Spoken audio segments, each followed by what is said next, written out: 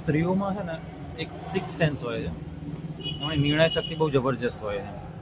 એટલે જ્યારે બી કોઈ બી વસ્તુ માટે તમે પૂછતા હોય ને કે ભાઈ આ વસ્તુ કરવી છે એમ, તો જો તમને એમ કહે કે ભાઈ ના નથી કરવાનું, તો તમારો ફાયદો જ હોય એમાં. અને એમ કે ના આ કરાય તો બી તમારો ફાયદો જ હોય.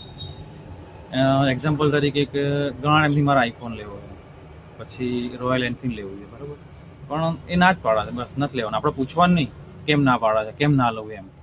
કારણ કે આપણે એટલું સમજી જવાનું કે એના પાછળ આપણો ફાયદો છે. કારણ કે લોકોની નિર્ણય શક્તિ બહુ જબરજસ્ત હોય.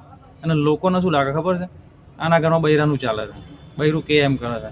ભાઈ એવું નથી. હું તો સમજી ગયો છું કે જે સ્ત્રી છે ને એની નિર્ણય શક્તિ જબરજસ્ત હોય, એની વાતમાં વજન હોય.